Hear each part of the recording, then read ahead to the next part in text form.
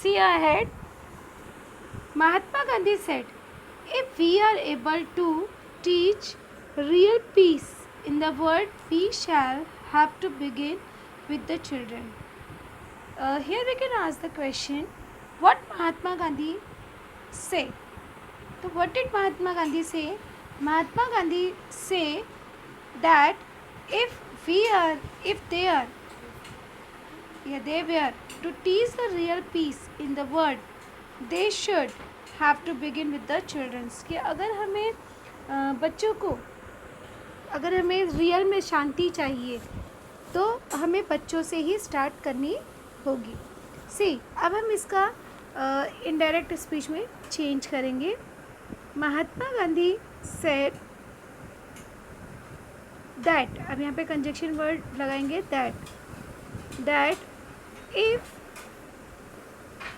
they are to teach real peace in the world, they should have to begin with the children. I humbly add, let us unite the world through the compassion for our children. He said that, कि writer said that, writer added that, कि we have to unite, हमें क्या होना है, unite होना है और बच्चों के प्रति हमें दया भाव दिखाना है. तो what did writer humbly add? The writer humbly add that let us unite the world through the compassion for the children. कि यहाँ पे childrens के लिए, बच्चों के लिए हमें unite होना है. I ask, whose children are they who teach footballs yet never played with one? He asked the questions, some questions, कि वो किसके बच्चे हैं जो फुटबॉल की सिलाई करते हैं लेकिन कभी वो फुटबॉल खेलते नहीं हैं. Whose children are those who harvest cacao, जो ककाओ की फसल उगाते हैं, हार्वेस्ट मतलब फसल, yet had never tasted chocolate, लेकिन कभी वो चॉकलेट उन्हें खाने के लिए नहीं मिलता. Whose children are they who are dying of Ebola? Ebola is a one kind of disease, एक बीमारी का नाम है. तो किसके बच्चे हैं जो इबोला की वजह से मर गए? Whose children are they are kidnapped and held hostage. Hostage मतलब होता है फिरौती की मांग करना. तो यहाँ पर वो किसके बच्चे हैं जिसको किडनैप कर लिया जाता है और उनसे फिरौती की मांग किया जाता है. He asked the questions. It means ये जो है that is the condition of the poor children, जो बच्चों को फेस करना पड़ रहा है. तो here we can ask the question, what problem do the poor children face? तो poor children have to face so many problems as like, अब जैसे यहाँ पे दिया गया है they do the child labour, उनसे जो है चाइल्ड लेबर कराया जाता है. या they teach football yet they are never play with it, कभी वो खेलते नहीं हैं. दे हार्वेस्ट अ ककाओ, उनसे जो है ककाओ की फसल उगाई जाती है उनके द्वारा. Yet they had never tested chocolate, जबकि वो कभी भी चॉकलेट टेस्ट नहीं करते. दे आर किडनैप्ड, वो जो है किडनैप्ड कर लिए जाते हैं. एंड हेल्ड अ हॉस्टेज, और उनसे फिरौती की मांग की जाती है. They are dying to Ebola, वो जो है इबोला की बीमारी से मर जाते हैं. तो these are the problem face by the poor childrens. ये जो है पुअर चिल्ड्रंस की प्रॉब्लम्स हैं. They are all our childrens, अब ये सब किसके बच्चे हैं? They are all our childrens, ये बच्चे हमारे हैं इन फ्रॉम इंडिया. तो add a question tag of it, they are all our childrens, aren't they? I remember an 18 years old girl we rescued from a intergenerational मतलब होता है पीढ़ी दर पीढ़ी, forced labor from stone quarries, जहाँ पे पत्थर तोड़ने का काम करते हैं. तो वहाँ पे वो बताते हैं कि I remember that. What did the writer remember? Writer को क्या याद आया? The writer remember an 18 years old girl they rescued from the intergenerational forced labor from stone quarries, कि उन्होंने पत्थर तोड़ने की जगह से, जहाँ से पत्थर तोड़ने का काम होता है, वहाँ से 18 years old गर्ल को रेस्क्यू किया था, बचाया था. When she was sitting in my car right after her rescue, she asked me, why did you not come earlier? What did the girl ask the question to the writer? The girl asked the question to the writer, why did they not come earlier? कि क्यों जो है ये लोग पहले बचाने के लिए नहीं आए. बिकॉज अगर पहले आते तो शायद उसे जो डिफ़िकल्टीज जो प्रॉब्लम्स फेस करनी पड़ी in their small age childhood days, तो वो प्रॉब्लम उसे देखनी नहीं पड़ती. अब इसका she asked me why did you come not earlier, इसका हम जो है डायरेक्ट से इनडायरेक्ट बनाएंगे. तो she asked me why they did not come earlier, या she asked me why did he, you का हो जाएगा ही नॉट कम अर्लियर, क्यों जो है वो पहले उसे बचाने के लिए नहीं आए. Angry questions still shake me. What the writer shake, writer को किसने हिला कर रख दिया? The angry question of the girl, जो गर्ल की लड़की की जो क्वेश्चन थे उससे राइटर हिल गए. And has the power to shake the whole words, और उसके क्वेश्चन में पूरे विश्व को हिला देने वाली शक्ति थी. वर्ड के लिए डिस्क्राइबिंग वर्ड क्या है यहाँ पे? Whole is the describing of word. Her question is for all of us, उसका जो प्रश्न था वो सभी के लिए था. What are we doing, what are we waiting for, how many girls will be allowed to go without rescued. Childrens are questioning our action and watching our actions.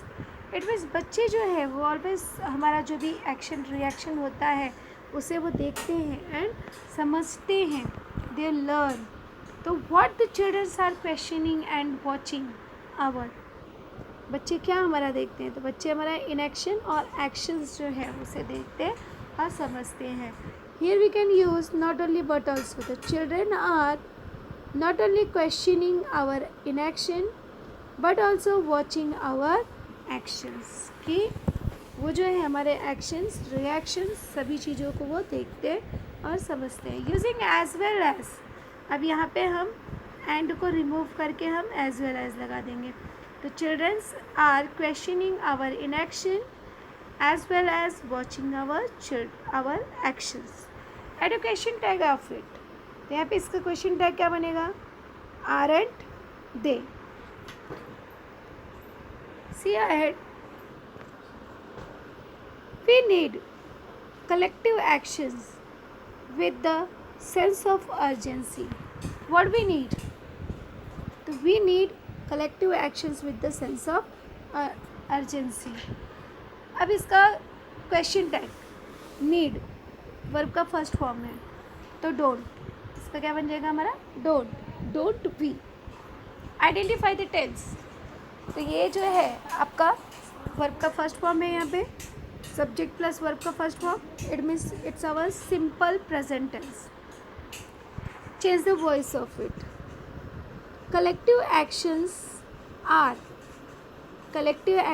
Are needed with the sense of urgency by us. या तो इस तरह से भी हम लिख सकते हैं, collective actions are needed by us with the sense of urgency. यहाँ पे एक्स्ट्रा वर्ड को हम लास्ट में भी लिख सकते हैं और सब्जेक्ट के पहले भी लिख सकते हैं. Every single minute matter, every single child matters. Every single childhood matters. Therefore, I challenge the passivity. Passivity, it means निष्क्रियता. The state of accepting something without any reaction, कि कुछ भी जो है accept कर लेना निष्क्रिय रूप से. And pessimistic, surrounding our children. Here we can ask the question कि what matter according to Satyarthi. तो according to Satyarthi every single minute matters, every single child matters, every single childhood, it means बचपना, childhood matters. And so that these all things are very useful and matter according to the Satyarthi. Therefore, I challenge the pessimistic and passive surrounding our children. I challenge this culture of silence and the culture of passivity, the culture of the neutrality. Neutrality मतलब भी होता है निष्क्रियता. It means not supporting to others. Find out the one word, not supporting or helping. तो it's called the neutrality. अकेलापन. तो यहाँ पे एक क्वेश्चन हमारा बनता है कि what do Kailash Satyarthi challenge. तो Kailash Satyarthi challenge the pessimistic and passivity surrounding their children. He challenged this culture of the silence and the culture of passivity, the culture of the neutrality. अब यहाँ पे हमारा एक question बनता है not only but also का. तो I challenge not only the passivity but also pessimistic surrounding our children, using as well as we remove the and को remove कर देंगे और उसकी जगह पे हम as well as लगा देंगे. I call upon all the government, intergovernmental agencies, businesses, faith leaders, worker, teachers and NGOs and each one of us to put the end of all form violence against the children. Whom does the writer call? Yeah, whom does the Kailash Satyarthi call?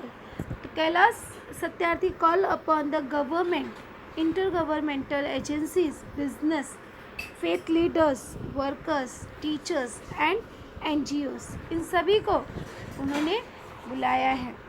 And क्या कहते हैं वो कि slavery, trafficking, child marriage, child labour, sexual abuse and illiteracy, these things have a no place in any civilise society.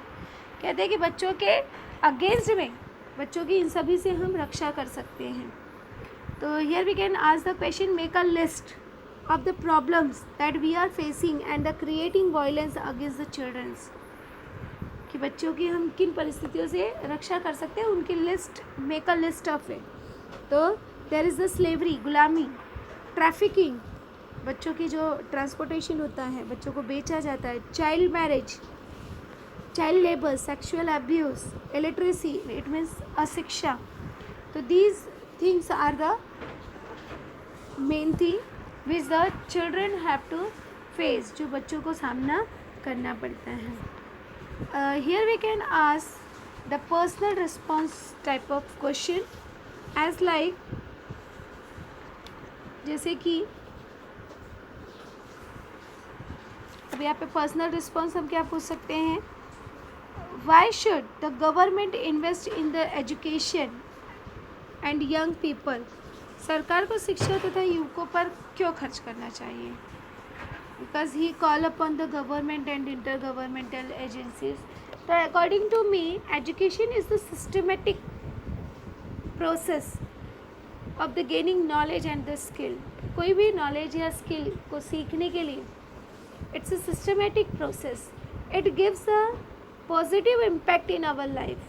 और इसका प्रभाव जो है हमारे ऊपर सकारात्मक पड़ता है. It also promotes national interest. It is the backbone of developing countries. ये जो है एक रीढ़ की हड्डी का, क्योंकि एजुकेशन जो है वो रीढ़ की हड्डी का काम करता है. If the government invest in the education and young people, they help the nation to develop. Young people पर और अगर चिल्ड्रंस पे गवर्नमेंट इन्वेस्ट करती है तो it means it helps and develop the Nations and they are called real nation builders and future of the country. So the government should invest in the education and the young children. इसलिए government को जो है young children's पे invest करना चाहिए.